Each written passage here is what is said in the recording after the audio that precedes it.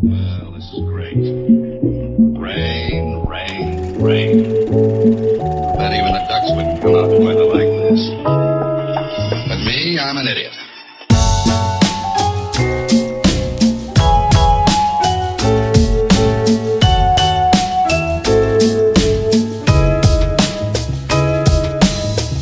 Have you ever had a girlfriend that wanted you to quit riding for her?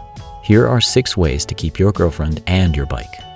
While riding carries risk, it isn't the same thing as running with the bulls in Pamplona or chainsaw juggling. That said, if you can take it or leave it, then maybe you should leave it for her sake. However, if you truly enjoy riding, you should not give it up for anyone. Not only will you miss out on something you love, you will resent that person every single time you hear a bike rumble past. This will have ripples that increase with every year and taint almost every interaction you have with your partner, sometimes without you even knowing it. On the other hand, if you don't quit, she may resent you instead. Disclaimer: please don't hold me responsible if this doesn't work for you. Relationships are messy at the best of times, and it's up to you to decide if any of these will work for you in your particular situation.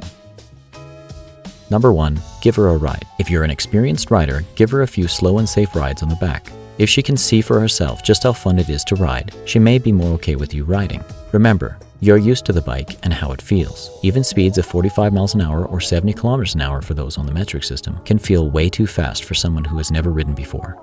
Keep it around 30 miles an hour or 50k. Make sure she is completely protected. A, you're responsible for her life when she is your passenger, and B, the more she feels protected, the more riding in general will feel safe to her. Just remember, if something scary happens while you're on the ride with her, this approach will backfire hard. Number 2 is go shopping. You could take her gear shopping. Including her in your hobby in small ways like this will give her a sense of input into the decision, and her knowing that you're wearing all gear all the time may also help ease her nerves as well. Number 3 is be more fair weather. Make a deal with her to only ride in good weather conditions. For example, daytime riding, summer, fall, and not winter. An agreement that you will not put yourself into riskier situations may also help. Just keep in mind that whatever you agree to, you have to keep your promise. So don't promise something you can't keep 100% of the time. Number 4 is be less of a badass. If you're an aggressive rider, such as excessive speeding in dangerous areas, unnecessarily risky riding through dense traffic, and so on, you can promise to limit or even stop that for her. It may be difficult if you are used to doing it, but this is a fair compromise that will still allow you to keep 2 wheels on the road and a happy girl at home. Number 5 is give her better quality attention when you're with her. I get it. You want to ride all the time. Whether it's riding or working on your bike, always remember that if she feels that she comes second to your passion of riding, she'll begin to resent every moment you spend on the bike, and it may become a symbol of a deeper issue for her. So make sure to give her quality time before and after you disappear into the garage.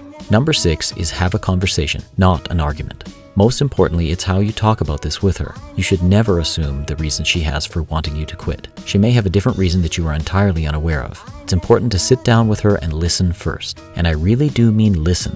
Put your own defensive feelings aside and ask her how she feels. She may not be able to get it all out in one cohesively concise statement. If she's upset, she may also not say things in the most productive way. If this is the case, don't respond in kind. Try to understand that her intent is not meant to upset you. Instead, gently coax the answer out without being too forceful. When you think you have that answer, frame it in your own words, starting with the phrase, "So I'm hearing," and then finish your sentence. After which, you can ask for confirmation. Am I correct? Another crucial part is to practice active listening. Maintain eye contact and nod to show that you hear her words. This includes being aware of your body language. It's 90% of communication, and if you aren't aware of this, you could offend her without saying a word. So be sure to keep your posture relaxed and open instead of folding up your arms and looking at the door or out the window.